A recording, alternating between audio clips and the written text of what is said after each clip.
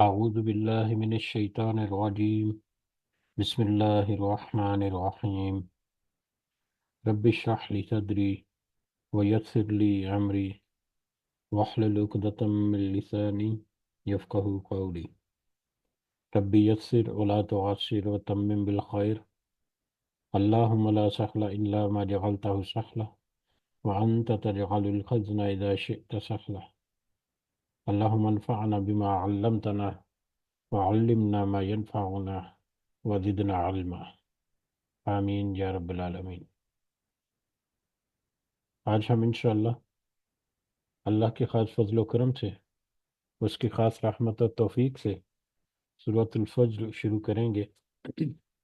اور اس کی کچھ آیات کو ہم سمجھنے کی کوشش کریں گے۔ سب سے پہلے ہم اسی کی حمد اور اسی کا شکر اور اسی کی تعریف کرتے ہیں جس نے ہمیں یہ وقت اور یہ مہلت عطا فرمائی، جس نے ہمیں یہ وسائل، یہ سہولیات، یہ ٹیکنالوجی، یہ رزق اور بے شمار انعام و اکرام اور فضل و کرم ہمارے اوپر کیا، اور خاص کر جس نے ہمارے دلوں میں یہ ڈالا کہ ہم اس بابرکت دین کو، اس بابرکت کلام کو سمجھنے کی کوشش کریں۔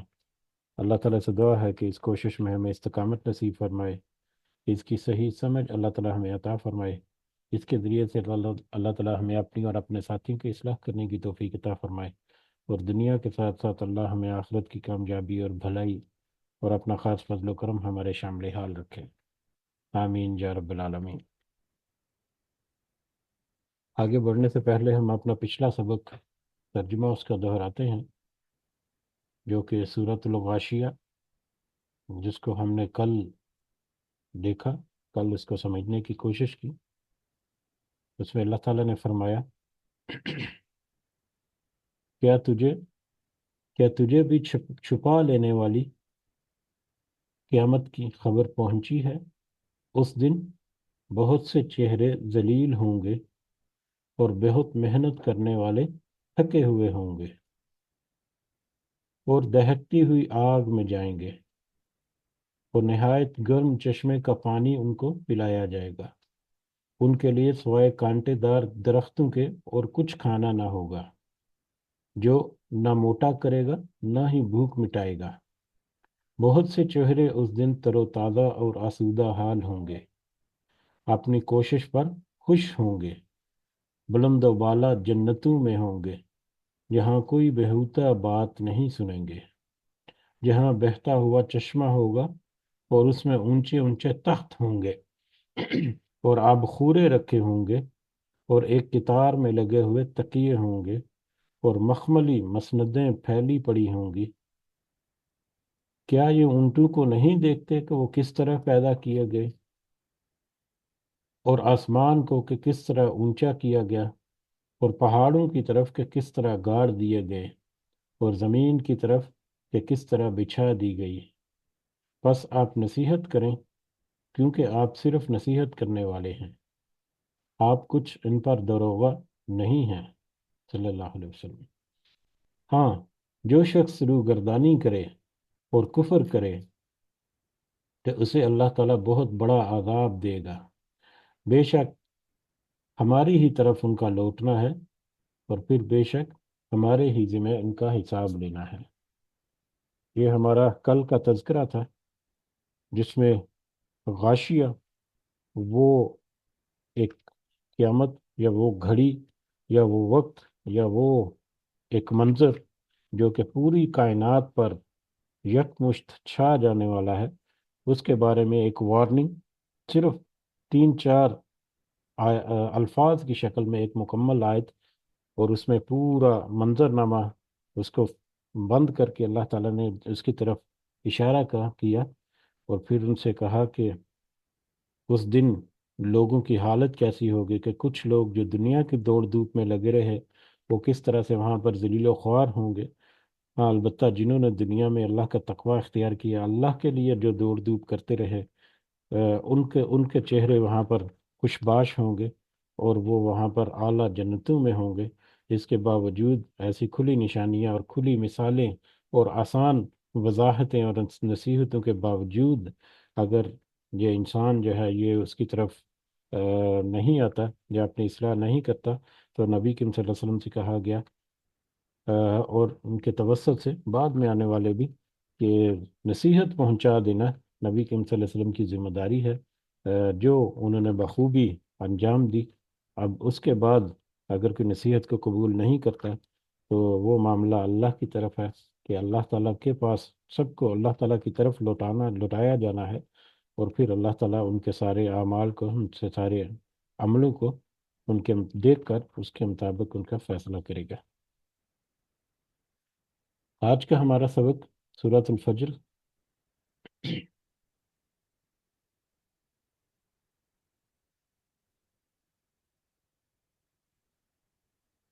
شروع کرتے ہیں۔ آج کا ہمارا سبق جو ہے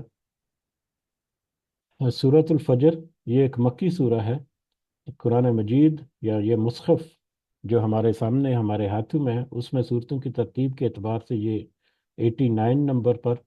یہ سورہ مبارکہ آتی ہے، جبکہ کرونولوجیکل آرڈر، ترتیب نزولی کے اعتبار سے یہ 10 نمبر پر آتی ہے یہ سورہ مبارکہ۔ اس میں 30 آیات ہیں اور ایک رکوع ہے۔ ایک رکوع اور 30 آیات پر مشتمل مکی سورہ، سورۃ الفجر۔ فجر اسی سورہ مبارکہ کی سب سے پہلی آیت میں یہ لفظ آیا ہے۔ اس مناسبت سے اس کا نام جو ہے وہ فجر جو ہے وہ رکھا گیا، اور اس نام کی ایک خاص کنیکشن بھی ہے اس پوری آیت کے موضوعات کی طرف۔ وہ جب ہم آگے بڑھتے ہیں تو وہ دیکھتے ہیں وہ کیا ہے۔ فجر، فجر جو ہے وہ صبح کا ایک وقت جو بڑا عام، جہاں ہمارا عام فہم ہے کہ صبح رات کا اندھیرا چھٹنے کے فوراً بعد جب صبح کی سفیدی، جب سورج کی روشنی کی سفیدی جو ہے ایک دھاری کی شکل میں، ایک لکیر کی شکل میں افق پر پھیل جاتی ہے، تو وہ وقت جو ہے وہ صبح کا جو فجر کا ہوتا ہے۔ فجر ایک فجر صادق ہوتی ہے، ایک فجر کاذب ہوتی ہے۔ فجر کاذب جو ہے وہ اس میں روشنی جو ہے وہ آسمان کی طرف پھیلتی ہے، جو کہ فجر سے پہلے کی ہے۔ وہ ایک جھوٹی ہوتی ہے، جھوٹی فجر یا جھوٹی صبح کا نشانی، کہ وہاں پر ابھی سورج کی کرنیں جو ہیں وہ پھیل کر پڑ رہی ہوتی ہیں، جبکہ تھوڑا وقت گزرنے کے بعد وہی سورج کی روشنی جو ہے وہ افق پر ایک لمبی دھاری کی شکل میں نمودار ہوتی ہے، تو وہ فجر کا وقت ہوتا ہے۔ صبح صادق بھی اسے کہہ سکتے ہیں۔ تو اس کی قسم اللہ تعالیٰ نے پہلی ہی آیت میں کھائی ہے۔ تو آگے بڑھتے ہیں تو ہم دیکھتے ہیں کہ اس کی کیا وجوہات میں یا کیا وہ موضوع ہے۔ اس کا نمونہ نزول کے بارے میں اگر ہم دیکھیں تو یہ سورہ جو ہے یہ کرونولوجیکل آرڈر کے اعتبار سے 10 نمبر پہ یہ سورہ مبارکہ آتی ہے۔ اس سے بھی ہمیں اندازہ ہوتا ہے کہ یہ سورہ مبارکہ بالکل ابتدائی زمانے کی صورتوں میں سے ایک صورت ہے، اور ابتدائی زمانے کی صورتوں میں سے، صورتوں کے حوالے سے یا بالکل ابتدائی دور کا اگر ہم تذکرہ کریں تو ہمیں حالات و واقعات اس وقت کے اندازہ ہوتے ہیں، کہ ابھی اسلام کی دین کی تبلیغ جو ہے، توحید کی اور رسالت کی اور قرآن کی نصیحت اور اس کا پیغام جو ہے وہ پھیلنا شروع ہوا، کہ شروع ہوتے ہی اس کا انکار کر دیا سارے مشرکین نے، خاص کر بڑے بڑے جو سردار ہیں انہوں نے، اور نہ صرف انکار کیا بلکہ مخالفت بھی فوراً ہی شروع ہو گئی، اور جو دین کی طرف یا جو بھی اس پیغام کی طرف آتا اس کے خلاف بھی وہ اقدامات کرتے۔ اب یہ سارا انکار جو ہے یہ تو اپنی جگہ پر، لیکن اس کے درمیان یا اسی اثنا میں اس انکار کے ساتھ ساتھ بہت سارے سوال جواب جو ہیں وہ بھی ذہنوں میں اٹھے، جو انہوں نے آپس میں بھی بات کی ہے، جو انہوں نے نبی کریم صلی اللہ علیہ وسلم تک بھی پہنچے، جو وہ خود بھی اپنے اندر بھی سوچتے ہیں کہ یہ کیسے ممکن ہے۔ جیسا کہ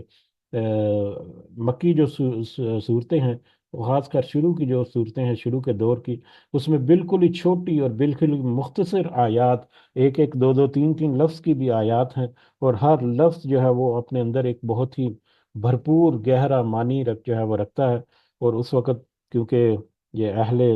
زبان، اہل عرب جو ہیں، ان کے اوپر یہ قرآن عربی ہی زبان میں نازل ہوا، تو اس کی گہرائی اور اس کا اصل مفہوم جو ہے اس کو وہ خوب اچھی طرح سے سمجھتے تھے۔ گو کہ وہ ظاہری طور پر انکار بھی کرتے تھے، لیکن ان کے دل میں کہیں اندر کھٹک ضرور تھی کہ یہ واقعہ جو ہے یہ سارے معاملات تو لگتا ہے کہ اسی طرح سے ہونے والے ہیں۔ یہ جو قرآن کی آیات یا نبی کریم صلی اللہ علیہ وسلم جو ہے یہ ہمیں इशारतन बहुत सारी बातें बता रहे हैं, हमें उनमें कोई हकीकत जो है वो नज़र आती है। तो ये सवाल जो है वो आपस में भी करते, एक दूसरे के साथ भी, और हर जुबान जद आम जो है वो बहुत सारे सवालात हो गए। उन सवालात में जो अहम सवाल था वो ये था कि क्या वाकई ही ये क़यामत जिसके बारे में नबी करीम सल्लल्लाहु अलैहि वसल्लम कह रहे हैं, क्या ये वाकई आ जाएगी? कैसे मुमकिन है कि ये क़यामत आ जाए, जबकि कहा जाता है कि एक वक्त आएगा कि सब कुछ जो है वो लपेट दिया जाएगा, सब हर तरफ तबाही और बर्बादी होगी, जलजले और पहाड़ों का उठ जाना, और समुद्रों का ऐसे जोश मार कर मतलब फड़कना भड़कना, और आसमान से भी फिर आग की आग बरसेगी। तो ये कैसे मुमकिन है? इतनी बड़ी ज़मीन, इतनी सदियों से हम देख रहे हैं, इतने सालों से हम देख रहे हैं, इसमें तो ज़रा बराबर कुछ फ़र्क हमें नज़र नहीं आता। तो ये कैसे मुमकिन है कि अचानक से ये मतलब सारा कुछ हो जाए? और इसी तरह से कहते हैं, नबी करीम सल्लल्लाहु अलैहि वसल्लम कहते हैं, या अल्लाह ताला कहता है कि मतलब इंसान जो है वो दोबारा उठ खड़ा हो जाए, उसको दोबारा से ज़िंदा कर दिया जाएगा। तो जबकि हमारे बुज़ुर्ग और हमारे जो फौत शुदगान है, वो तो सदियों से, हज़ारों सालों से यहाँ पर मरे पड़े हैं, और उनका कोई पुरसाने हाल नहीं, या अभी तक तो कोई हमारे सामने ऐसी कोई मिसाल सामने नज़र नहीं आई कि ज़मीन से कोई जिंदा जो है वो दोबारा उठकर खड़ा हो जाए, या ज़मीन के ऊपर इतनी बड़ी आफत और आसमानों से भी इतनी बड़ी आफत आ जाए। हमें तो ये इस बात के ऊपर यकीन नहीं, यानी वो बैदल इम्कान इस चीज़ को तसव्वुर करते थे कि ये सिर्फ ख्याली बातें हैं, ये प्रैक्टिकली ना होने के करीब या नामुमकिन तरह की बातें हैं, जो नबी करीम सल्लल्लाहु अलैहि वसल्लम हमें बता रहे हैं, ये जो कुरान के ज़रिए से अल्लाह ताला की जो वही जो है वो उन तक पहुंच रही है। तो ये सारे सवालात जो हैं, इन सवालात को फोकस करते हुए आगे जो इस पूरी सूरह मुबारक का मजमून जो है वो हमें महसूस होगा कि इस पूरे सिनेरियो का, इन सारे सवालात का, इन सारे जो जो कन्फ्यूजन हैं, या जो इसके बारे में मुख्तलिफ तरह की तौज़ीहात हैं उनके जहनों में, उन सब की क्लैरिफिकेशन, उन सब का बहुत ही एक पुरअसर अंदाज में जवाब जो है वो हमें इस पूरे सूरह फजर में हमें मिलता है। उस एतबार से अगर हम देखें तो ये सूरह मुबारक हमें एक मुनफरद भी नज़र आती है कि किस तरह से एक मौजू को इस सूरह मुबारक में अल्लाह ताला ने तज़किरा किया, और किस तरह से, किस अंदाज से मिसालें दी अल्लाह ताला ने कि आम इंसान जो कि ज़रा सा भी शऊर है, ज़रा सा भी अकल और फहम रखता है, वो इन मिसालों के ऊपर गौर करे तो एक मंतकी नतीजे तक ज़रूर पहुंच जाता है कि हाँ वाकई ये कुरान की आयत जो हैं वो सच बता रही हैं, और यह हकीकत में ऐसा हो सकता है या ऐसा ही होने वाला है। तो इस एतबार से अगर देखें तो इस कुरान में, इस सूरह मुबारक में जो मौज़ूआत हैं, उसमें एक तो क़यामत के वकूअ पज़ीर होने के बारे में अल्लाह ताला अपनी कुछ कुदरत की निशानियों की कसम खाकर उस बहुत सारे सवालात का जवाब जो है वो देते हैं। और फिर जिसको अल्लाह तआला की उन सवालात का जवाबात जो है वो मिलने के बावजूद कोई अगर अल्लाह ताला की अचानक गिरफ्त पर, या अचानक अल्लाह ताला की पकड़ के ऊपर, या अचानक अल्लाह ताला की उस क़यामत के ऊपर कोई शक व शुबा करता है, तो उसको फिर माजी की मिसालों में से कुछ मिसालों का तज़किरा करके बताया कि ज़रा माजी में भी झांक कर देखो कि बहुत सारी कौमें जो हैं वो भी बड़ी ताकतवर थी, उनको भी यही गुमान गुजरा था कि उनके अलावा कोई बड़ा और नहीं है, और उनका यह मामला जो है हमेशगी वाला है। अचानक उनके ऊपर भी किस तरह से अजाब आया और वो सफ़ा हस्ती से मिट गए। तो पिछली कुछ कौमों की मिसालें जो हैं वो हमें मुख्तसर अंदाज से मिलेंगी। उसके अलावा माशरे की कुछ बुराइयों और नाइंसाफ़ियों की निशानदही करके अल्लाह ताला ने कहा कि तुम्हारा ये जो रवैया है, या ये जो ना मानने की रट है, दर हकीकत तुम्हारी दुनिया की मोहब्बत है। दुनिया में तुम नाइंसाफ़ियाँ करते हो, दुनिया में तुम जुल्म और जबर करते हो, जिसकी वजह से तुम इस तरह के मामलात में पकड़ पड़े हुए हो। तुम अगर ये नसीहत तुम तक पहुंची है, अगर तुम उसे कबूल करो, तो उनको ये सारी नाइंसाफ़ियों को तुम्हें छोड़ना पड़ेगा जो तुम्हारे लिए मुश्किल हैं। तो फिर अल्लाह ताला की नेमत का मिलने पर नाशुक्री, और फिर अल्लाह ताला की तरफ से फ़क्र या गरीबी मिलने पर बेसब्री जो है, उसके बारे में भी हमें कुछ वजूहात जो है मुख्तसर अंदाज से आगे जाकर मिलेंगी। और फिर आखिरत में फिर مجرم لوگ جو ہیں وہ کس طرح سے پچھتائیں گے، اور نیک لوگ جو ہیں وہ کس طرح سے اطمینان میں ہوں گے، اس کے بارے میں بھی ہمیں کچھ آیات آگے جا کر ملیں گی۔ تو یہ سارے موضوعات جو ہیں مختصر مگر جامع طور پر ہمیں اس پوری سورہ مبارکہ میں مختلف انداز سے ملیں گے۔ اس اعتبار سے اگر ہم دیکھیں تو اس میں بہت سارے مختلف موضوعات جو ہیں وہ انٹر کنیکٹڈ بھی ہیں ایک دوسرے کے ساتھ، اور بہت سی اس میں ہمیں نصیحت کی باتیں جو ہیں وہ بھی ہمیں ملتی ہیں۔ تو بہرحال اسی مختصر سی تمہید کے بعد ہم شروع کرتے ہیں آج کا سبق۔ اعوذ باللہ من الشیطان الرجیم، بسم اللہ الرحمن الرحیم۔ والفجر، اور قسم ہے فجر کی، ولیال عشر، اور قسم ہے 10 راتوں کی، والشفع والوتر، اور قسم ہے جفت کی اور طاق کی، واللیل اذا یسر، اور قسم ہے رات کی جب وہ گزرنے لگے۔ فجر کی، 10 راتوں کی، جفت اور وتر کی، جفت اور طاق کی، اور رات کے آخری گزرتے ہوئے پہر کی قسم ہے۔ اللہ تعالیٰ اب ان 4 باتوں کے اوپر قسم کھا رہے ہیں۔ اللہ تعالیٰ قسم کیوں کھاتا ہے؟ اللہ تعالیٰ کو کوئی ضرورت نہیں ہے کہ وہ کسی بات کے اوپر قسم کھائے، کیونکہ اس کا قول جو ہے وہ حقیقی ہے اور وہ اٹل ہے۔ اس میں کسی طرح کے شک و شبے کی کوئی گنجائش نہیں کہ اس میں کوئی اونچ نیچ ہو یا کمی بیشی ہو، یا کوئی ایسا کوئی امکان ہو کہ اللہ تعالیٰ کی کوئی بات یا اس کا کوئی قول یا اس کا کوئی حکم جو ہے وہ بالکل اسی طرح سے پورا نہ ہو یا مکمل نہ ہو۔ لیکن انسان، کیونکہ اس کی فطرت ہے، کیونکہ اس کی نیچر ہے کہ جب اس کو کوئی بات، کسی بات کے اوپر زور دینا مقصود ہو، یا کسی بات کے اوپر اس کو یقین دلانا مقصود ہو جس کے بارے میں وہ شک و شبے میں ہے، جس کے بارے میں وہ شش و پنج میں ہے، تو وہ انسان جو ہے وہ قسم کی طرح کی کوئی بات جو ہے وہ جب اس کے اوپر پیش کی جائے تو وہ نسبتاً آسانی سے اس کے اوپر یقین کر لیتا ہے۔ اور قسم پھر کس بات کی کھائی جاتی ہے؟ اس انسان کے اوپر یا اس بندے کے اوپر، کہ اس بات کے اوپر یا اس بات کی قسم کھائی جاتی ہے جس کے بارے میں وہ پوری طرح سے یقین رکھتا ہے کہ اس کی حقیقت اور اس کی اہمیت اور افادیت کا اس کو بہت اچھی طرح سے پتہ ہوتا ہے۔ ایسی بات کے اوپر یا ایسی کسی چیز کے اوپر جب قسم کھائی جائے تو وہ انسان جو ہے وہ اس دلیل کو نسبتاً آسانی سے قبول کر لیتا ہے، یا نسبتاً آسانی سے اس کو وہ مطلب سمجھ لیتا ہے، یا اس کے اوپر وہ یقین یا اس کو ماننے پر وہ مطلب راضی ہو جاتا ہے۔ تو اس اعتبار سے قسم اللہ تعالیٰ نے اس لیے کھائی کہ انسان کی فطرت یا انسان کی اپنی ایک عادت یہ ہے کہ وہ قسم کی بات جو ہے اس کے اوپر جلدی سے یا نسبتاً آسانی سے یقین کر لیتا ہے۔ اب انسان کے لیے تو مطلب اللہ کے علاوہ کسی اور کی قسم کھانا جو ہے وہ جائز نہیں ہے، لیکن اللہ تعالیٰ جو ہے وہ اپنی قدرت کی نشانیوں میں سے مختلف چیزوں یا مختلف واقعات کی طرف قسم جو ہے وہ کھاتا ہے، اور ایسی چیزوں کے اوپر قسم کھاتا ہے جس جن کے بارے میں جو لوگ جن کے اوپر قسم بیان کی جا رہی ہے وہ ان کو خوب اچھی طرح سے جانتے اور پہچانتے ہیں۔ اس اعتبار سے اگر دیکھا جائے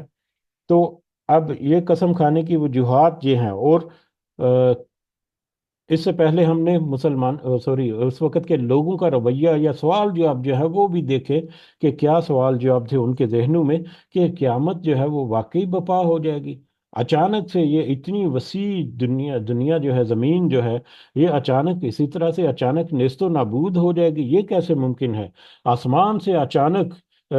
مطلب آگ برسنے لگے گی، اور اس قدر بڑے پیمانے پر تباہی جو ہے وہ اچانک رونما ہو جائے گی؟ یہ کیسے ممکن ہے؟ ہمیں تو یہ ممکن ہوتا نظر نہیں آتا۔ یا یہ جو مردے پڑے ہیں ہزاروں سالوں سے، یہ اچانک سے دوبارہ اٹھ کھڑے ہوں گے اور اچانک سے ایک سفر کو ایک طرف کو مطلب چلنا شروع کر دیں گے؟ یہ کیسے ممکن ہے؟ یہ تو ناممکن، یہ ناممکنات میں سے ہے، یہ تو ممکن ہوتا نظر نہیں آتا۔ ان سارے سوالوں کو یا ان سارے جو کنفیوژنز ہیں ان کو دور کرنے کے لیے اللہ تعالیٰ نے انسان کو اسی کے ماحول سے کچھ چیزوں کی قسم جو ہے وہ ان کے اوپر ذکر کرتا ہے، جو اس میں سب سے پہلے والفجر، کہ فجر کے وقت کی قسم، صبح کے وقت کی قسم۔ اب فجر جو ہے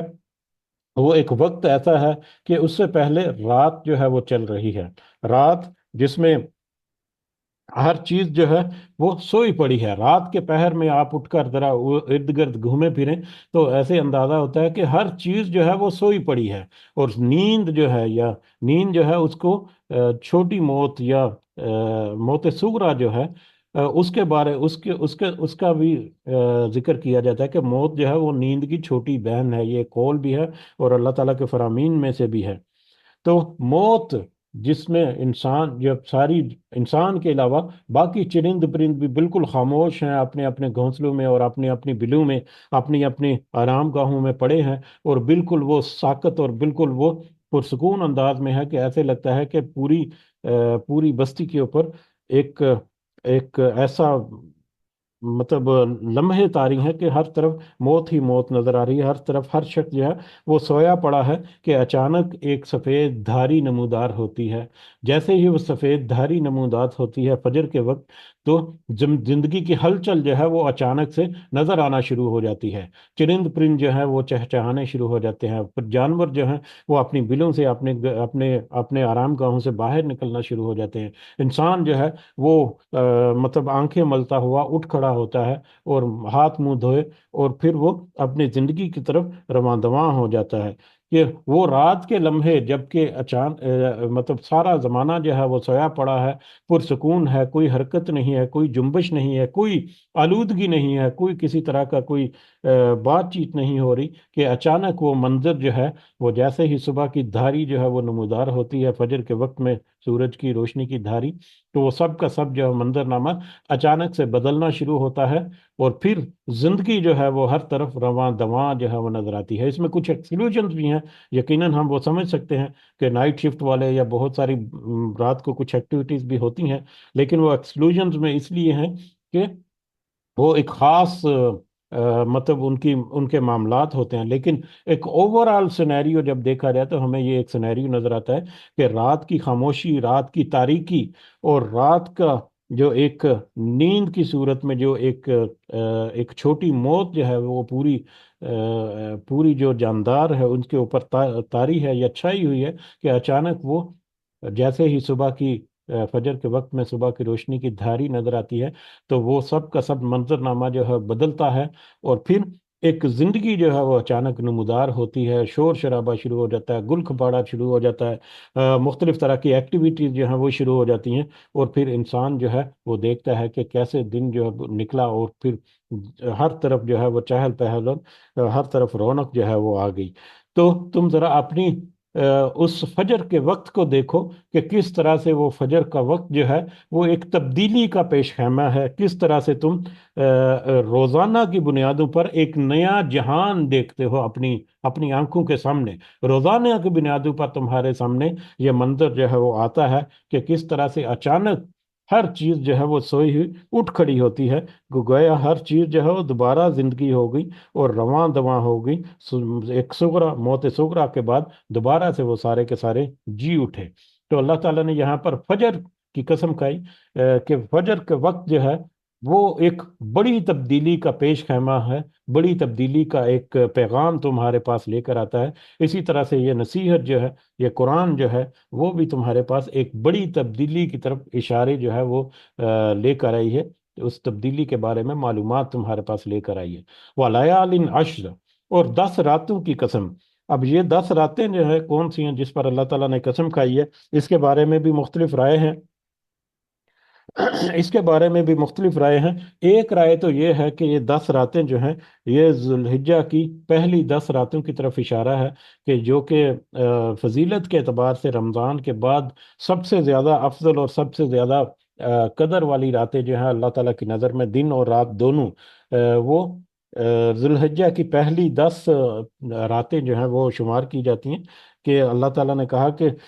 اپنی عبادات کو کسی دن اتنی زیادہ مقبول نہیں کرتا، یا اتنا زیادہ مقبول نہیں ہے اللہ کی نظر میں جتنا کہ ان 10 دنوں کی عبادتیں جو ہیں وہ ہیں۔ تو اکثر جو ہے وہ ان 10 دنوں کے بارے میں بھی ذکر کیا جاتا ہے کہ عشرہ ذوالحجہ جو ہے، ذوالحجہ کے پہلے 10 دن یا 10 راتیں جو ہیں وہ اس سے مراد ہو سکتی ہیں کہ ان کی قسم اللہ تعالیٰ نے کھائی ہے۔ کیونکہ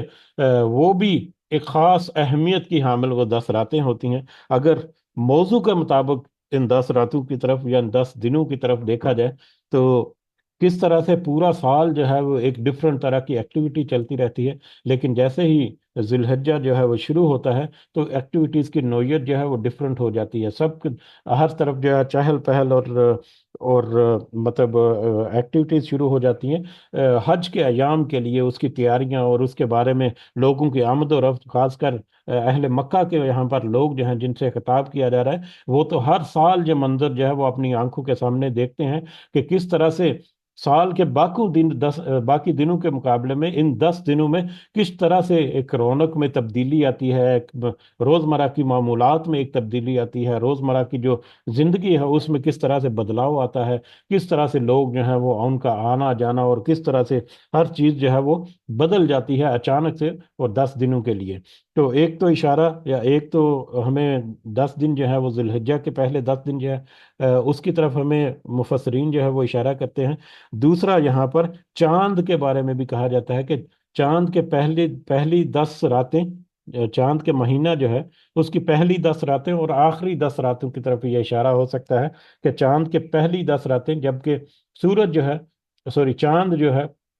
وہ بالکل باریک بال جیسا جو ہے وہ دکھتا ہے شروع میں، پھر آہستہ آہستہ سے وہ بڑھنا شروع ہوتا ہے اور 10 دنوں میں وہ اپنا پورا مطلب اپنی جو پوری شکل و صورت ہے یا اپنے پورا جو کمال ہے اس کو وہ ظاہر کر دیتا ہے۔ تو اور پھر آخری 10 دنوں میں وہی جو بڑا ہوا، وہی جو واضح اور نمودار ہوا چاند جو ہے وہ اچانک سے گھٹنا شروع ہوتا ہے اور آہستہ آہستہ سے وہ بالکل ناپید ہو جاتا ہے، بالکل نظروں سے اوجھل ہو جاتا ہے اور غائب ہو جاتا ہے۔ یعنی یہ عروج اور زوال کی طرف یہ اشارہ ہے کہ جس طرح سے چاند جو ہے وہ عروج پکڑتا ہے بتدریجی، اسی طرح سے چاند جو ہے وہ زوال پذیر بھی ہوتا ہے اور نظروں سے غائب ہو جاتا ہے، اور یہ منظر جو ہے پھر تم دیکھتے ہو کہ دوبارہ دہرایا جاتا ہے کچھ دنوں کے اندر، دوبارہ سے وہ چاند جو ہے وہ باریک دھاگے کی شکل میں بال کی طرح سے وہ دوبارہ سے نمودار ہوتا ہے، پھر وہ عروج کی طرف وہ گامزن ہوتا ہے، پھر وہ زوال کی طرف وہ جاتا ہے اور پھر وہ غائب ہو جاتا ہے۔ تو یہ تسلسل یا سلسلہ جو ہے یہ تمہارے لیے، تم روزمرہ کی زندگی میں روزانہ کی بنیادوں پر اس کو دیکھتے ہو کہ ہر عروج کو زوال ہے، اور ہر زوال کے بعد ایک اللہ تعالیٰ اگر حکم دے تو اس کا واپس سے عروج بھی شروع ہو جاتا ہے۔ ایک ایک شعر کا مصرع جو ہے یا ایک قول جو ہے وہ مقصد سننے میں ملتا ہے کہ کمال کی سرحد زوال سے جڑی ہوئی ہے۔ کمال جو کہ ایک اونچائی اور کامیابی کی ایک علامت یا نشانی ہے،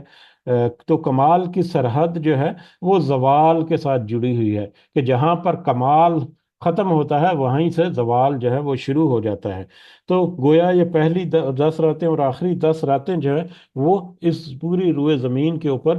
ایک زندگی کے میں جو تبدیلی آتی ہے اس کی طرف جو ہے وہ بڑے کھلے انداز میں اشارہ کرتا ہے کہ اللہ جو اس عروج اور زوال کا مالک ہے وہ اس پر خوب قدرت رکھتا ہے کہ جب بھی وہ چاہے اس زوال کو عروج میں بدل دے، یا جب بھی وہ چاہے اس عروج کو زوال میں بدل دے، اور اگر اس کا حکم ہو کہ زوال کے بعد عروج دوبارہ نہ ملے، اور اگر اس کا حکم ہو تو عروج کے بعد زوال دوبارہ نہ ملے، تو یہ سب کچھ اللہ تعالیٰ کی حکمت اور اس کے طے شدہ قوانین کے تحت ہے، اسی قدرت کے تحت ہے، اور جس کا مالک وہ ہے، اور یہ تم اپنی روزمرہ کی زندگی میں بخوبی دیکھتے ہو اور روزانہ کی بنیادوں پر دیکھتے ہو۔ اسی طرح سے یہ عروج اور زوال، جو سورج اور چاند کے 10 دن جو ہیں ان سے جڑے ہوئے جو بہت ساری دنیا کے اوپر تبدیلیاں رونما ہوتی ہیں، وہ بھی اس میں سے مثال لی جا سکتی ہے۔ فردر بہت زیادہ لمبی ایکسپلینیشن ہو جائے گی اس طرح سے کہ اسی وجہ سے چاند کے جو مہینے ہیں ان کی کاؤنٹ سورج کے مہینوں کے کاؤنٹ کے حساب سے اگر دیکھیں، جیسا کہ عیسوی کیلنڈر ہے تو اس میں تو فکسڈ ہیں مہینے کہ مطلب गर्मी का महीना किन दिनों में है, सर्दियों का महीने किन दिनों में है, किन किन महीनों में है। और इसी तरह से बहार और खज़ां के महीने जो है वो फिक्स हैं। लेकिन अगर चांद के महीनों के एतबार से चलें तो मौसम में तगैयर आता है। कभी जो है किसी महीने में मतलब बहुत ही शिद्दत की गर्मी का मौसम है, कुछ साल के बाद तकरीबन 30 साल का एक गैप जो है, 30-32 साल के गैप के बाद दोबारा से वही मौसम जो है वो मतलब हो जाता है। तो मतलब कुछ कभी वो गर्मियों के महीने में आ जाता है, कभी बहार के महीने में, कभी खजां के महीने में। और फिर दिन और रात में तब्दीलियों, मौसमों की तब्दीलियों के साथ साथ मतलब बहुत सारी जिंदगी की दूसरी जो चीज़ें जो चलती हैं उनमें भी तब्दीलियां जो हैं वो दिन और रात के आने जाने से लिंक हैं। तो वो एक बड़ा अलग से टॉपिक है, लेकिन उसमें भी हम देखते हैं कि किस तरह से तगय्युरात हम दुनिया की जिंदगी में देखते हैं। तो तुम्हारे सामने बहुत सारे वाकयात रूनुमा होते हैं जिनमें तुम देखते हो कि अचानक से एक बड़ी तब्दीली रूनुमा हो जाती है। तो फिर जो उन सारी तब्दीलियों को तुम्हारी तरफ लेकर आता है वो इस बात के ऊपर पूरी तरह से कादर है कि वो इस पूरी कायनात में भी अचानक से एक बड़ी तब्दीली करे और क़यामत जो है वो बपा हो जाए। वशफ़ी वल वत्र, और जुफ्त और ताक की कसम। जुफ्त और ताक, जुफ्त जो है शफ जुफ्त, जुफ्त जो है वो कोई ऐसी फिगर जो दो बराबर हिस्सों में तकसीम हो जाए वो जुफ्त होती है। और ताक जो है कोई ऐसी फिगर जो कि दो बराबर हिस्सों में तकसीम ना हो, वो ताक होती है। ये आम फहम है, हम सब इसको जानते हैं कि कोई भी ऐसी चीज जो दो बराबर हिस्सों में तकसीम हो जाए, जैसे कि 4 है, 6 है, 8 है, 10 है, वो सारी फिगर जो हैं वो जुफ्त हैं। और जो दो पर बराबर तकसीम ना हो वो सारी ताक हैं, जिसमें 3, 5, 7, 9, 11, 13 इस तरह के सारे जो फिगर्स हैं वो आते हैं। अब जहाँ पर जुफ्त और ताक जो है उसकी कसम जो है अल्लाह ताला ने खाई। इसकी भी बहुत सारी मुख्तलिफ मतलब तौजीहात या बहुत सारी मुख्तलिफ इसके बारे में राय जो है वो पाई जाती हैं। लेकिन जो आम राय जो है वो इसमें जो मिलती है कि जुफ्त और ताक का सिलसिला जो है ये एक तसलसल का नाम है। जुफ्त भी और ताक भी एक तसलसल का नाम है कि जब दिन गुजरते हैं, या अभी चांद के महीने का तज़किरा हुआ, चांद की 1 तारीख जो है वो ताक है, उसके बाद 2 तारीख जुफ्त हो गई, फिर 3 तारीख ताक हो गई, 4 तारीख जुफ्त हो गई। तो जुफ्त के बाद ताक है, ताक के बाद जुफ्त है, जुफ्त के बाद ताक है, ताक के बाद जुफ्त है। तो ये तुफ जुफ्त और ताक का जो एक तसलसल है, ये पूरे का पूरा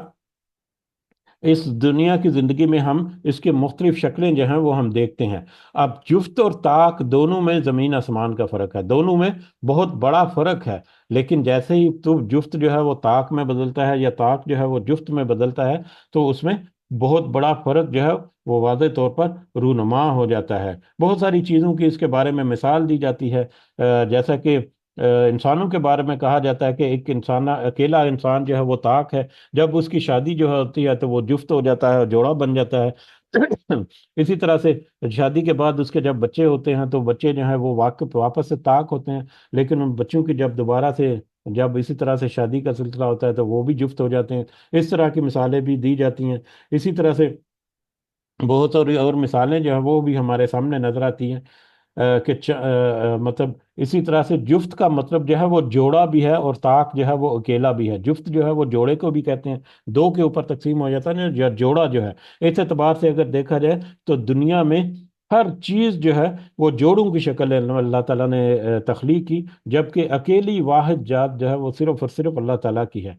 तो हर चीज जो इस कायनात में, हर हर चीज जो इस कायनात में है वो जोड़ों की शक्ल में है, वो जुफ्त की शक्ल में है। अगर इस एतबार से भी देखें हम तो बहुत सारी हमें मिसालें, बेशुमार मिसालें जिंदगी के हर हर पहलू में हमें मिसालें नजर आएंगे कि किस तरह से जोड़ों की शक्ल में हर चीज है। कि दिन के साथ रात का जोड़ा है, जमीन के साथ आसमान का जोड़ा है, मर्द के साथ औरत का जोड़ा है। इसी तरह से मतलब ये जो बिजली, ये जो इलेक्ट्रिसिटी हम जिसकी बुनियाद पर बेशुमार चीज़ें जो है वो आज के अंजाम पा रही हैं, बेशुमार मामूलात हमारे चल रहे हैं, वो भी पॉजिटिव और नेगेटिव, या मतलब फेज और न्यूट्रल जिसको हम कह सकते हैं, दो मुख्तलिफ तरह की जो करंट तारें जो हैं उन पर मुश्तमिल एक जोड़े पर मुश्तमिल है कि वो अब एक मकसद को पूरा करते हैं। तो जोड़ा जो है ज़ाहिरी तौर पर हम देखें अगर तो कोई भी दो चीजें اس کے بارے میں میرا خیال ہے کافی تفصیل سے ہم نے پہلے ایک موقع پر ہم نے ذکر تذکرہ کیا تھا کہ کوئی دو چیزیں جو ایک دوسرے سے مختلف بھی ہو سکتی ہیں یا ایک دوسرے کے ساتھ ملتی جلتی بھی ہو سکتی ہیں، کوئی دو چیزیں مل کر ایک کوئی کام جو ہے اس کو انجام دیں تو وہ جوڑا ہوتا ہے۔ جیسے رات اور دن جو ہے وہ دو انتہائی مختلف چیزیں ہیں، لیکن رات اور دن کا جوڑا جب بنتا ہے تو زندگی کا تسلسل جو ہے وہ کس طرح سے آگے بڑھتا ہے، ایک زندگی کا مقصد جو ہے وہ کس طرح سے پورا ہوتا ہے۔ اسی طرح سے مرد اور عورت یہ دونوں تقریباً بہت ساری خصوصیات میں آپس میں ایک دوسرے کے ساتھ ملتے جلتے ہیں، گو کہ کچھ ان میں ڈفرینسز بھی ہیں، لیکن مرد اور عورت کے جب یہ دونوں آپس میں جب ایک دوسرے کے ساتھ کوآپریٹ کر کے زندگی کے مختلف پہلو میں ہم دیکھیں، بہن اور بھائی کے معاملے میں، ماں باپ کے معاملے میں، یا بیوی اور شوہر کے معاملے میں، تو جب یہ آپس میں مل کر کوئی کام انجام دیتے ہیں تو ایک مقصد جو ہے اس کی طرف وہ بڑھتے ہیں اور کمپلیٹ ہوتا ہے۔ اس اعتبار سے اگر دیکھا جائے تو صرف اللہ تعالیٰ کی ذات جو ہے وہ اکیلی واحد ہے، اس کے علاوہ کوئی اور اکیلی چیز نہیں۔ اور اس کنسیپٹ سے اگر دوسری طرح سے دیکھا جائے تو دنیا کا جوڑا کس کے ساتھ بنتا ہے؟ دنیا کا لفظ جو ہم یوز کرتے ہیں، تو دنیا کا جوڑا، اس کا جوڑا جو ہے وہ آخرت سے بنتا ہے۔ یعنی دنیا کی تکمیل جو ہے، یا دنیا کا مقصد جو ہے اس کی تکمیل آخرت پر جا کر ختم ہوگی، کیونکہ دنیا کا جوڑا جو ہے وہ آخرت ہے۔ جس طرح سے آسمان کا جوڑا زمین کے ساتھ ہے، دھوپ کا جوڑا چھاؤں کے ساتھ ہے، رات کا دن کے ساتھ ہے، زندگی کا موت کے ساتھ ہے، اسی طرح سے دنیا کا جوڑا جو ہے وہ آخرت کے ساتھ ہے۔ دنیا اور آخرت ہم روزمرہ زندگی میں اس کو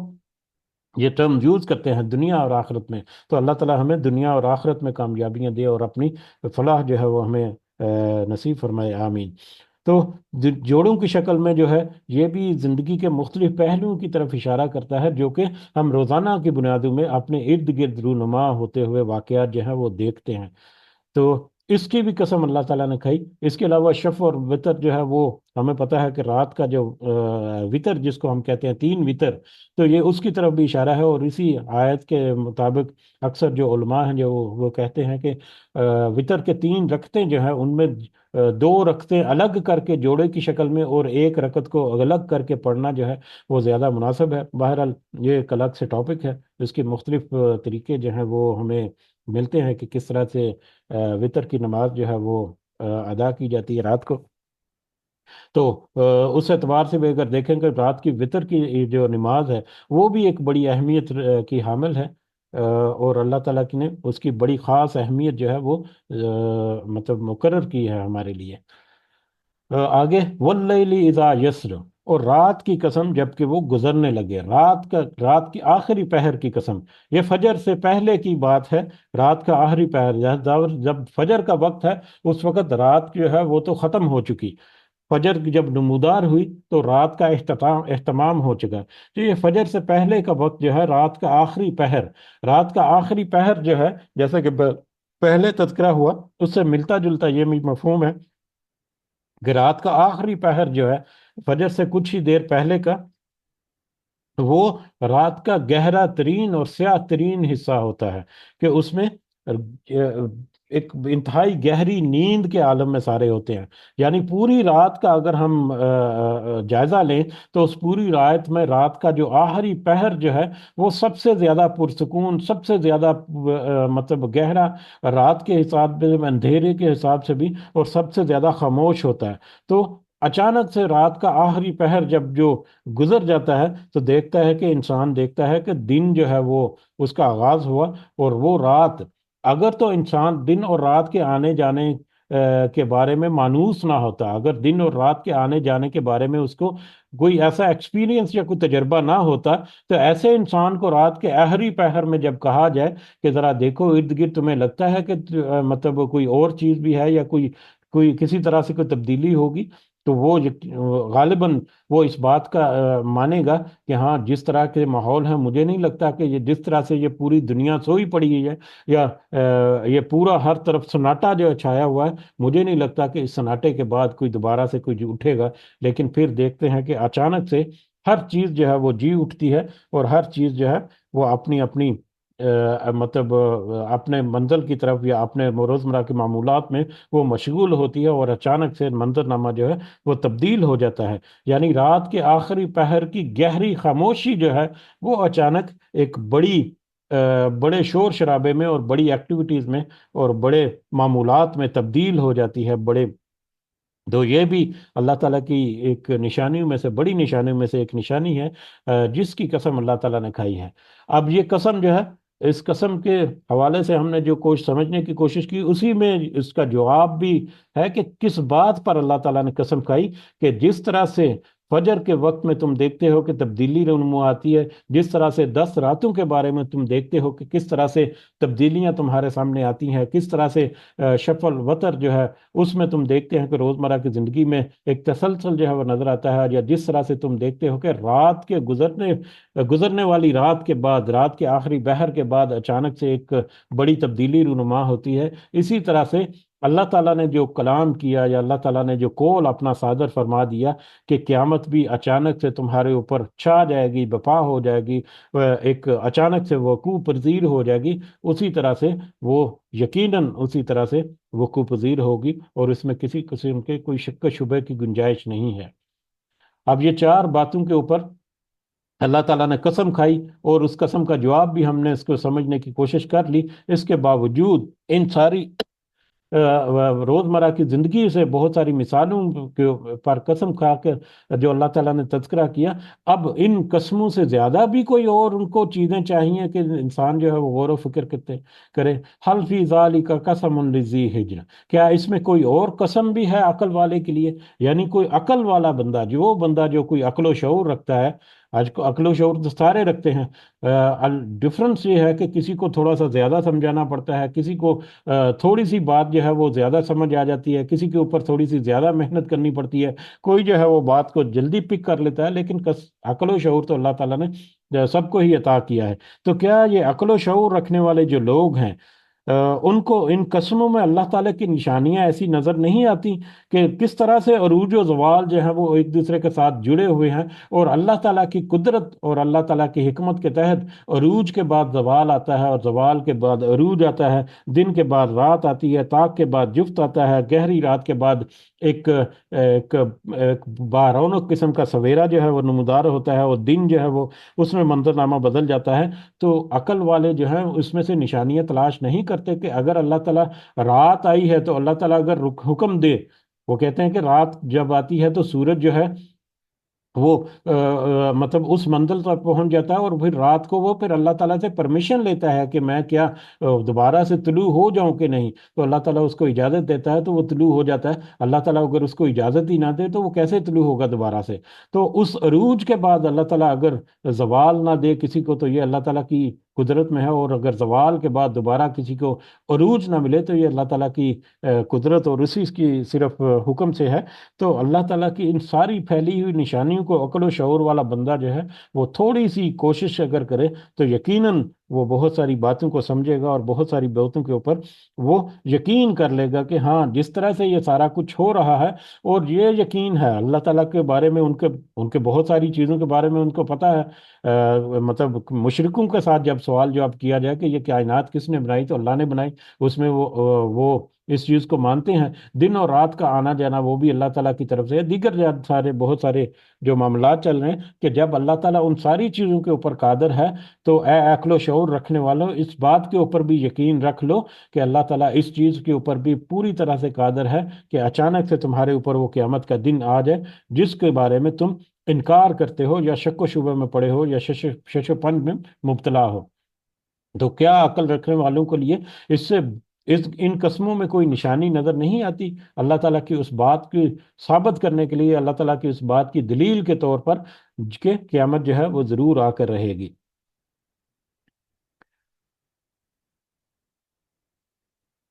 اب اگر تم اگر یہ سمجھتے ہو کہ تمہارے سامنے روزمرہ زندگی میں ہونے والے یہ واقعات جو رونما ہوتے ہیں، ان میں تمہیں کوئی حکمت نظر نہیں آتی، یا ان میں تمہیں لگتا ہے کہ نہیں یہ مطلب اس کے باوجود تم اگر ان باتوں کا انکار کرتے ہو، یا ان باتوں میں تم مطلب کوشش و پنج میں مبتلا رہتے ہو، تو ذرا اپنے ماضی کی طرف نظر دوڑا کر دیکھو کہ جس طرح سے تم آج تکبر میں مبتلا ہو، اس مال و دولت کے غرور میں مبتلا ہو، اگر تم اپنی پچھلی زندگی میں تھوڑی سی اپنے ماضی کی طرف تھوڑا سا جھانک کر دیکھو تو تمہیں بہت ساری ایسی مثالیں مل جائیں گی کہ وہ قومیں جو کہ اپنے عروج پر تھیں اور جن کو اس بات کا یقین تھا کہ ان کے پاس اتنی طاقت ہے، اتنی دولت ہے، اتنی سلطنت ہے، اتنے ان کے پاس وسائل ہیں، اتنی ان کی مطلب گرفت ہے پوری دنیا کے اوپر یا پوری اپنی قوم یا پوری سلطنت کے اوپر، کہ کوئی ان کا بال بھی بیکا نہیں کر سکتا، کہ اچانک اللہ تعالیٰ نے اپنے حکم کے ساتھ اچانک سے ان کے اوپر ایسا عذاب برسائے کہ وہ لمحوں کے اندر دنیا میں نیست و نابود ہو گئے، اور ان کی باقیات آج تمہارے سامنے ان کی ساری کہانیاں جو ہیں وہ تذکرہ کرتی ہیں۔ تو اگر تم ان کائنات میں پھیلے ہوئے مظاہر کی طرف دیکھ کر تم نہیں سمجھتے، تو اپنے ماضی کی طرف ذرا جھانک کر دیکھو کہ ماضی میں بھی تم سے زیادہ عقل والے اور تم سے زیادہ طاقت اور غرور والے لوگ جو ہیں،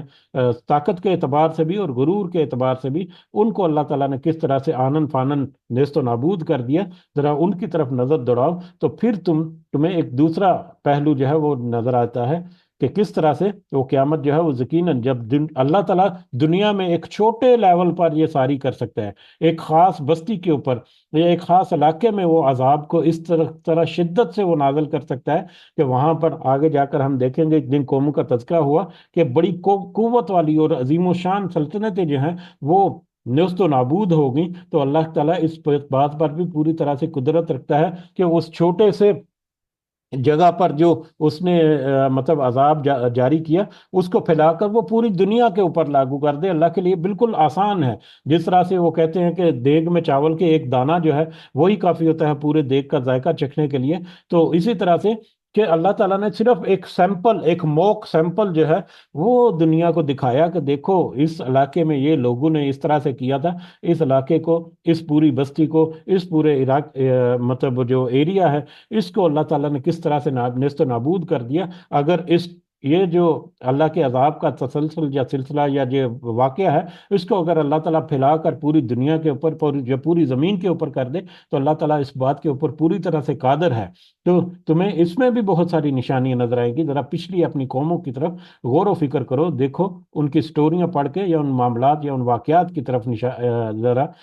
اپنی یاد دہانی کر کے غور و فکر کر کے دیکھو۔ علم تر کیف فعل ربک بعاد، کیا آپ نہیں دیکھا آپ نے کہ کیا سلوک کیا آپ کے رب نے عاد کے ساتھ؟ کیا آپ نے اپنے رب کا جو سلوک جو قوم عاد کے ساتھ ہوا، کیا اس کی طرف تم نے نہیں دیکھا؟ ارم ذات العماد، کہ وہ ارم تھے اور ستونوں والے تھے، ارم میں سے تھے اور ستونوں والے تھے۔ ارم جو ہے قوم عاد، ارم جو ہے حضرت نوح علیہ السلام کے پوتے کا نام تھا۔ حضرت نوح علیہ السلام کے پوتے کا نام ارم تھا، اور ارم کا آگے پوتا جو ہے وہ عماد تھا، جس سے پھر وہ قبیلہ عماد یا ایک بستی کا نام یا ایک وادی کا نام بھی عماد پڑ گیا۔ تو وہ عماد والے جو کہ ارم کی نسل میں سے تھے یا ارم کی اولاد میں سے، جو کہ ذات العماد، جو کہ ستونوں والے تھے۔ ستونوں والے یعنی اللہ تعالیٰ نے ان کو ایسی بے مثال قوت اور طاقت عطا کی تھی کہ وہ بڑے بڑے ستونوں کے اوپر بڑی بڑی عمارات جو ہے وہ تعمیرات کرنے کے ماہر تھے۔ اور پھر التی لم یخلق مثلها فی البلاد، کہ وہ جو نہیں پیدا کیا گیا ان جیسا شہروں میں۔ یہ کہ اللہ تعالیٰ وہ ایسی طاقتور قوم تھی، اپنے سکل کے اعتبار سے بھی اس قدر وہ مہارت رکھتے تھے، اور اپنی طاقت کے اعتبار سے بھی، جسمانی طاقت کے اعتبار سے بھی وہ اس قدر طاقتور قوم تھی، اس قدر مطلب بڑے ان کے قد کاٹ بھی ذکر کیے جاتے ہیں کہ بہت بڑے تھے، کہ اس قدر وہ طاقتور قوم تھی کہ اس جیسی قوم اللہ تعالیٰ کہتے ہیں کہ کبھی کوئی اور پیدا نہیں کی، اپنی طاقت کے اعتبار سے اور اپنی فن تعمیرات کے اعتبار سے، کہ وہ بڑے بڑے ستونوں کے اوپر بڑے بڑے محلات تعمیر کرنے میں بہت ہی سکلفل تھے۔ لیکن اس کے باوجود جب ان کی طرف حضرت ہود علیہ السلام کو مبعوث کیا گیا، اور حضرت ہود علیہ السلام نے ان کو نصیحت کی، توحید کی، اور باقی جو ان کے جو معاملے ہیں ان کو درست کرنے کے لیے جب نصیحت کی، تو انہوں نے اس کا انکار کیا۔ اپنے انکار پھر وہ ڈٹ گئے، تو پھر اس کے نتیجے میں پھر مطلب ان کے اوپر 7 راتیں اور 8 دن تک مسلسل تند و تیز ہوا جو ہے وہ چلتی رہی، اور اس قدر وہ شدید ہوا تھی کہ وہ ایسے اتنے طاقتور افراد جو ہیں، جن کی مثال اللہ تعالیٰ نے یہاں پر کیا کہ ان کے جیسا کوئی اور قوم نہیں بنائی اس شہروں میں یا اس دنیا میں۔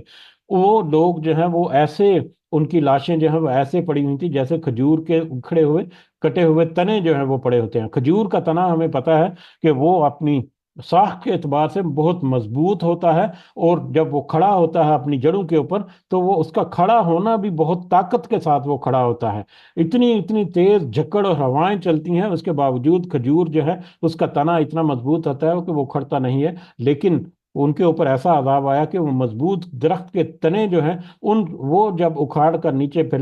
مطلب پھینک دی جائے تو اس طرح سے ان کی حالت ہوگی، اس قدر وہ مضبوط اور طاقتور قوم تھی۔ اس کے مقابلے میں تو اہل عرب تم جو ہے وہ تو تم تو کوئی چیز ہی نہیں ہے، اور اس کے مقابلے میں اگر آج ہم دیکھیں تو ہماری ٹیکنالوجی جو ہمارا جو مطلب ہمارے پاس جو تعمیرات ہیں یا ہمارے پاس جو ہے وہ طاقت کے اعتبار سے ان کے میٹر میں میرا خیال ہے کہ کچھ بھی نہیں ہوگا، لیکن اللہ تعالیٰ اگر طوفان کے ذریعے سے اچانک سے اس پوری قوم کو نیست و نابود کر سکتا ہے، اسی طرح سے وہ پوری طرح سے قدرت رکھتا ہے کہ وہ اس عذاب کو وہ دنیا کے باقی علاقوں میں بھی یا ساری دنیا میں ایک ہی وقت میں وہ مطلب نافذ کرے، اور ساری دنیا میں ہر طرف جو ہے وہ ہلچل مچ جائے۔ اس کے علاوہ تم دیکھو وَثَمُودَ الَّذِينَ جابوا الصخر بالواد، اور دیکھو کہ سمود، قوم سمود جو جن سب نے تراشا تھا چٹانوں کو وادی میں، اسی طرح سے تم قوم سمود کی طرف بھی ذرا اپنی نظر دوڑاؤ کہ ان کو بھی اللہ تعالیٰ نے کس طرح سے طاقت اور توانائیاں عطا کی تھیں کہ لیکن وہ بھی اسی طرح سے ہلاک کر دیے گئے۔ قوم سمود جو ہے وہ بھی ہمیں پتا ہے کہ وہ بھی اپنی طاقت اور سلطنت کی وسعت اور مال و دولت کے اعتبار سے بڑے مطلب آسودہ لوگ تھے، بڑے ہی خوشحال طرح کے لوگ تھے، لیکن اس کے باوجود انہوں نے اپنی نافرمانی کی۔ انہوں نے حضرت صالح علیہ السلام کو مبعوث کیا گیا قوم سمود کی طرف، لیکن انہوں نے بھی اسی طرح سے نافرمانی کی، اور ان کے اوپر پھر ایک معجزہ جو ہے وہ بھی اللہ تعالیٰ کی طرف سے رونما ہوا تھا، اونٹنی کا، یا ناقۃ اللہ، تو اونٹنی کا معجزہ، اور پھر اس معجزے کے ساتھ ہی یقیناً وہ معجزہ تھا، اسی لیے اس قوم نے اس معجزے کو قبول کر لیا کہ یہ وہ الگ طرح کی ایک اونٹنی تھی جس کا کھانا پینا اور چلنا پھرنا دوسرے اونٹوں کی نسبت مختلف تھا، اور وہ اچانک ایک پہاڑ کی چوٹی کی اوٹ سے رونما ہوئی تھی، تو وہ معجزہ، تو اس کے بعد پھر ان کو وارننگ بھی دی گئی کہ اگر تم اس کو کوئی نقصان پہنچاؤ گے تو تمہارے اوپر عذاب آ جائے گا، لیکن انہوں نے نافرمانی کرتے ہوئے پھر مطلب اس اونٹنی کو ہلاک کر دیے، جس کے نتیجے میں پھر ان کے اوپر عذاب آیا، شدید زلزلے اور چیخ کا چنگاڑ کا عذاب، کہ ان کے کانوں میں ایسے ہوا پڑی وہ چیخ کی آواز کہ ان کے دل جو ہے وہ دہک گئے، اور دل ہی وہاں پر بند ہو گئے، اور پھر زلزلہ اور اس طرح کے سارے معاملات جو ہیں وہ وقوع پذیر ہوئے۔ تو اللہ تعالیٰ اگر یہ چھوٹا سا سیمپل جو ہے وہ اللہ تعالیٰ نے ہمیں آج ہمارے سامنے یاد دہانی کے لیے تذکرہ کیا، اگر اس سیمپل کو اللہ تعالیٰ وسیع پیمانے پر لاگو کرے تو پوری دنیا اچانک سے آنن فانن سے اسی طرح سے نیست و نابود ہو سکتی ہے۔ اسی طرح سے وہ فرعون ذی الاوتاد، اور فرعون کی طرف دیکھو جو کہ میخوں والا تھا، اسی طرح سے فرعون کی سلطنت جو ہے وہ بھی ہم نے کئی دفعہ پڑھا ہے، حضرت موسیٰ علیہ السلام ان کی طرف جب بھیجے گئے تو فرعون کا لاؤ لشکر جو ہے، فرعون کی سلطنت جو ہے، فرعون کے محلات جو ہیں، آج بھی فرعون کی باقیات میں سے وہ جو احرام مصر جو ہیں وہ اس قدر عظیم و شان وہاں پر عمارت ہے، عظیم و شان تعمیرات ہیں، کہ ابھی تک اس کی کنسٹرکشن کیسی ہوئی تھی اس کے بارے میں بہت سارے جو راز ہیں ابھی تک وہ افشا نہیں ہوئے کہ کس طرح سے اس کو تعمیر کیا گیا تھا، پھر اس کی کنسٹرکشن میں جو انجینئرنگ جو کی گئی وہ کس قدر کمال کی تھی کہ اس میں بہت سارے راز چھپے ہوئے ہیں، پھر اس میں چیزوں کو محفوظ کرنے کا طریقہ، اور پھر ہوا کا وہاں سے وینٹیلیشن سسٹم جو ہے وہ کس طرح سے تھا، اسی طرح سے سورج کی روشنی جو ہے وہ کس طرح سے پورے محل میں پھیلائی جاتی تھی، اس کا ایک نظام جو ہے، یعنی وہ اپنی تعمیرات میں، اپنی انجینئرنگ میں، اپنی ٹیکنالوجی کے اعتبار سے اگر دیکھیں تو وہ بہت ہی عظیم و شان شاہکار، اور پھر وہ افرادی قوت کے اعتبار سے بھی بہت ہی بڑی سلطنت کا مالک، بہت بڑے بڑے لشکروں کا وہ حکمران تھا فرعون۔ اور پھر میخوں والا کہہ کر یہاں پر اشارہ کیا گیا کہ اس کے لشکر جو ہے وہ اس قدر بڑے تھے کہ کہاں پر بھی اس کا لشکر جو ہے وہ پڑاؤ کرتا تو وہاں پر بہت کثیر مقدار میں جو میخیں جو ہیں ان کو گاڑ کر وہاں پر خیمے جو ہیں وہ نصب کیے جاتے، تو میخوں والا یعنی کہ کثیر تعداد میں، بہت بے شمار تعداد میں جو میخیں جو اس کے لشکروں کے ساتھ چلتی تھی، کہ جہاں پر بھی پڑاؤ پڑتا تو وہ کثیر تعداد میں میخیں جو ہیں وہ گاڑ کر ان کے اوپر ان کے ساتھ وہ خیمے جو ہے نصب کیے جاتے. یعنی یہ اس کی طاقت اور اس کی وسعت جو ہے، سلطنت کی وسعت اور اس کے لشکر کی کثرت جو ہے، اس کی طرف اشارہ ہے کہ فرعون کی طرف بھی ذرا دیکھو کہ اس کو بھی کس قدر اللہ تعالیٰ نے طاقت اور سلطنت اور وسعت جو ہے وہ عطا کی، آسودگی عطا کی، لیکن اس کے باوجود اس نے بھی اللہ تعالیٰ کے حکم کا انکار کیا. اللہ تعالیٰ کے سامنے اب جھکا نہیں اور ڈٹ کر کھڑا ہو گیا، اپنے جھوٹ پر، اپنی تکذیب پر، اپنی ہٹ درمی پر اڑ گیا، جس کے نتیجے میں اس کو بھی اچانک سے، وہ کبھی اس کے وہم و گمان میں بھی نہیں تھا کہ بنی اسرائیل کے پیچھے چل رہا ہے وہ پوری اپنے لاؤ لشکر کو لے کر، کہ بنی اسرائیل تو نظر نکل گئے، اس کے وہم و گمان میں بھی نہیں تھا کہ اچانک وہ سمندر کے اس عذاب میں مکتب جکڑا گیا اور پورا کا پورا اپنے لشکر سمیت وہاں پر مطلب غرق ہو گیا اس سمندر میں ہی. تو فرعون کی طرف ذرا دیکھو کہ وہ بھی کس قدر وسیع سلطنت کا مالک تھا، کہ اسے لگتا تھا کہ یہ سلطنت اس کی اتنی مضبوط اور اتنی وسیع ہے اور اتنی زیادہ دولت ہے کہ کبھی ختم نہیں ہونے والی. اچانک آنن فانن اس کے اوپر اللہ تعالیٰ نے گرفت کی، اور کس طرح سے اس گرفت میں آیا اللہ تعالیٰ کی، اور وہ پھر پکڑ گیا اور نیست و نابود ہو گیا، غرق ہو گیا. تو تم اپنی تاریخ کی طرف بھی ذرا اشارے کر کے دیکھو،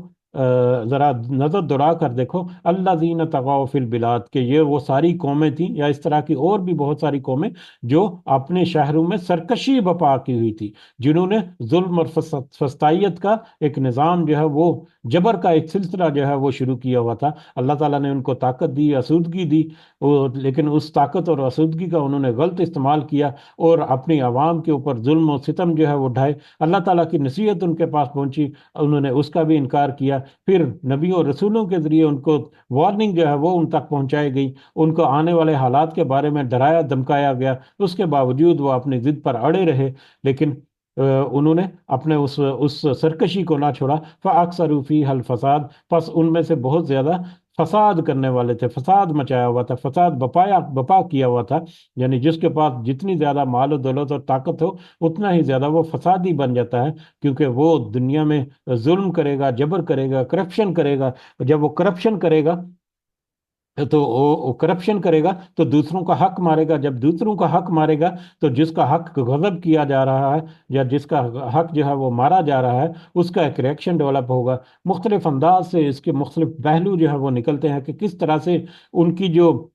فسطائیت ہے وہ اس معاشرے میں یا اس پورے علاقے میں یا پوری قوم میں فساد کا باعث بنے گی. فَأَكْثَرُوا فِيهَا الْفَسَادَ، تو پس ان میں سے اکثر جو ہے وہ فساد جو ہے وہ بپا کیا ہوا تھا انہوں نے. فَصَبَّ عَلَيْهِمْ رَبُّكَ صَوْتَ الْعَذَابِ، تو دیکھو کہ کس طرح سے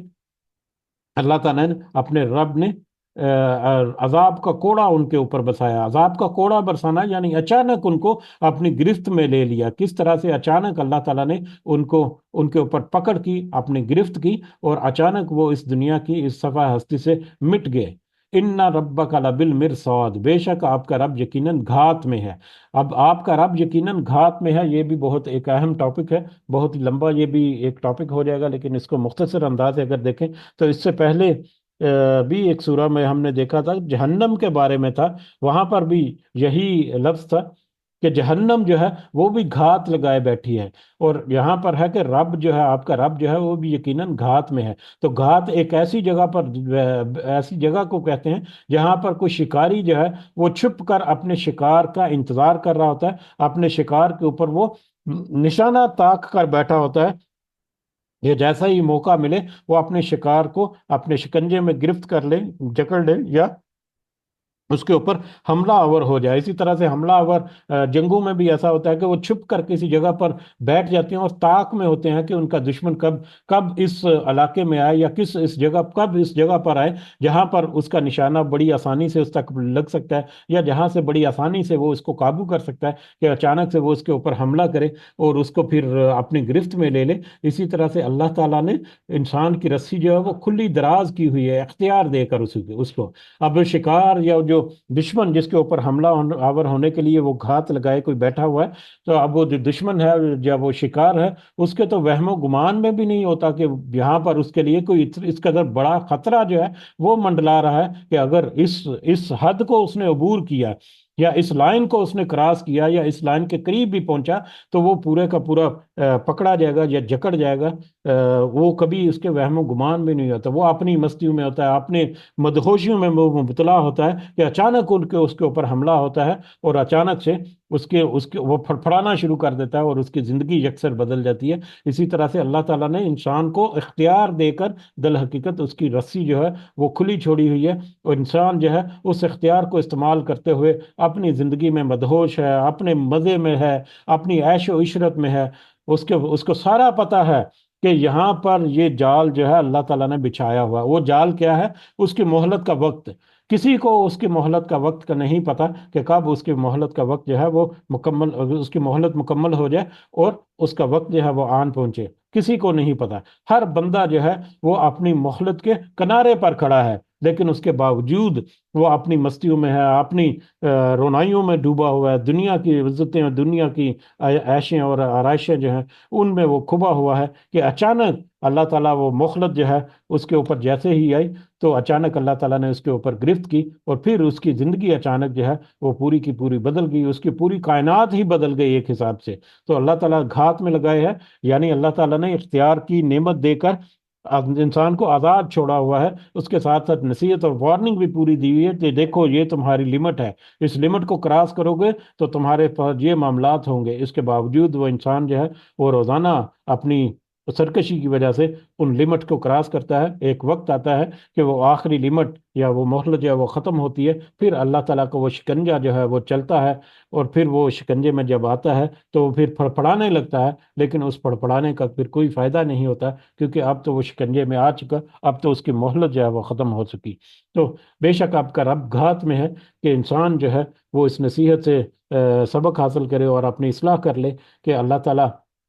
اس کی مہلت کے بعد اس کو آسانی میں رکھے، اور اگر اس نے ایسا نہیں کیا تو اللہ تعالیٰ کے ایسے شکنجے یا ایسے نرغے میں آئے گا، جیسا کہ یہ پچھلی قوموں کے بارے میں جہاں پر تذکرہ مثال کے طور پر ذکر کیا اللہ تعالیٰ نے۔ تو اس کے ساتھ ہی یہیں پر ہم رکتے ہیں، اس دعا کے ساتھ کہ اللہ تعالیٰ ہمیں یہ توفیق دے کہ ہم دنیا میں اللہ تعالیٰ نے جو ہمیں اختیار اور آزادی دے رکھی ہے اس کو ہم اچھے طریقے سے اس نصیحت کو قبول کر کے اپنی اصلاح کر کے چلیں، تاکہ ہم آخرت میں کامیاب لوگوں میں شامل ہو سکیں، اور اللہ تعالیٰ ہمیں ایسے کسی بھی گروہ سے، ایسی کسی بھی لشکر سے محفوظ رکھے جس کا انجام جو ہے وہ بڑا بھیانک ہونے والا ہے۔ آمین یا رب العالمین، وما علینا الا البلاغ المبین۔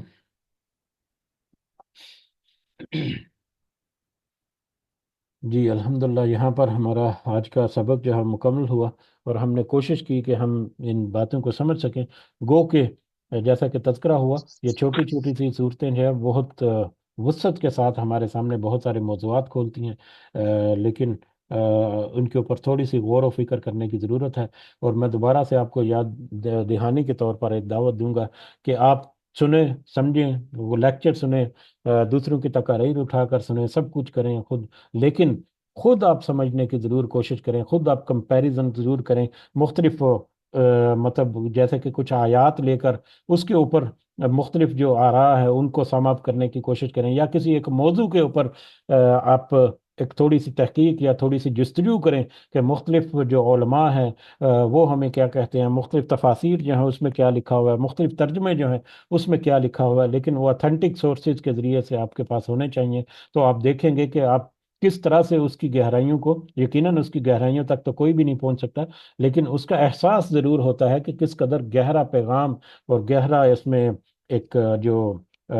نصیحت جو ہے وہ چھپی ہوئی ہے۔ تو میری ایک دفعہ دوبارہ سے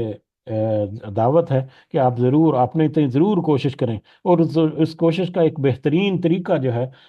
وہ ہے کہ دوسروں کے ساتھ مل جل کر آپ جب کریں، کسی کو لیڈ کریں، ایک گروپ بنا کر اس میں کوئی ایک دن ایک لیڈ کرے، دوسرے دن دوسرا لیڈ کرے، تیسرے دن تیسرا لیڈ کرے، اس طرح سے باری باری سے کریں، تو یہ ایک بہت ہی پرأثر طریقہ ہے خود کو سمجھنے کا بھی اور دوسروں کو سمجھانے کا۔ تو پھر طریقہ آ ہی جاتا ہے۔ اللہ تعالیٰ ہمیں توفیق دے اور ہمت بھی دے کہ ہم ایسے معاملات میں اپنے آپ کو فائن ٹیون کریں اور اپنے آپ کی اصلاح کریں۔ آمین یا رب العالمین۔ جی اگر کچھ کہنا چاہ رہے ہیں آپ تو کہہ سکتے ہیں۔ جزاکم اللہ خیر کثیرہ۔ السلام علیکم ورحمۃ اللہ وبرکاتہ۔ وعلیکم السلام ورحمۃ اللہ وبرکاتہ۔ یہ میری امی جان ہے، الحمدللہ، اللہ تعالیٰ نے صحت سے بھرپور زندگی عطا فرمائے۔ اور کیا حال ہے میرے بچے، ٹھیک ٹھاک؟ جی الحمدللہ۔ اچھا، میری ایک بیٹی بنی سی، وہ فوت ہو گئی پرسوں جمعہ دن۔ انا للہ و انا وہ الیہ دیکھو میرا بچے دعا کرنی ہے، اج میری شمیلہ دے ابو فوت ہو گئے نے۔ انا للہ و انا الیہ۔ وہ دے واسطے میرا پتر دعا کر۔ انشاءاللہ۔ یہ امی جان کی بہت پیاری ایک دوست تھی، اور ان کی بیٹی ہیں جو غالباً فوت ہو گئی ہیں کل پرسوں۔ تو یقیناً ہمارے ساتھی جو جب گزرتے ہیں اس دنیا سے، اور وہ ہمارے لیے نصیحت چھوڑتے ہیں۔ ہمارے والدین جو اس دنیا سے گزر گئے وہ ہمارے لیے نصیحت چھوڑ گئے۔ ہمارے دوست اور عزیز و اقارب جو اس دنیا سے گزر گئے وہ ہمارے لیے نصیحت چھوڑ گئے۔ اور ہر جانے والا جو ہے وہ ایک پوری نصیحت کا ایک بنڈل ہمارے لیے چھوڑ کر جاتا ہے، کہ دیکھو آج میں جا رہا ہوں، کل تمہاری باری ہے۔ لیکن جس کے لیے وہ نصیحت ہے، وہ اکثر اوقات اس کے کان پر جوں بھی نہیں رینگتی، اور وہ مطلب کچھ لمحوں کے لیے تو افسردہ ہوتا ہے، کچھ لمحوں کے لیے وہ ہو سکتا ہے کہ اس کے اوپر کوئی رکت طاری ہو، لیکن اچانک سے وہ اپنی دنیا کو پھر بدلتا ہے، اور پھر واپس اسی ماحول میں وہ مشغول ہو جاتا ہے۔ تو اللہ تعالیٰ سے دعا ہے کہ اللہ تعالیٰ ایسی ہر معاملے سے، ایسے ہر واقعے سے ہمیں نصیحت حاصل کرنے کی بھی توفیق عطا فرمائے۔ اور امی جان جس خاتون کے لیے، یا جس ہماری ماں یا بہن کے لیے وہ پریشان ہے، اللہ تعالیٰ ان کی مغفرت کرے، اور ان کی آخری منزلیں جو ہیں وہ آسان کرے، اور ان کو جنت الفردوس میں اعلیٰ مقام عطا فرمائے۔ سب کے لیے دعا ہے ہماری، اللہ تعالیٰ سب کے لیے اپنی برزخ کی زندگی جو ہے ان کی وہ آسان کرے۔ برزخ کی زندگی میں ہی ان کے جنت کی جو ہوائیں ہیں، یا جنت کی جو کھڑکیاں ہیں وہ کھولے، اور پھر آخرت میں بھی اللہ تعالیٰ اپنے خاص فضل و کرم سے جب کو اپنی رحمت سے جنتوں میں داخل کرے۔ آمین یا رب العالمین۔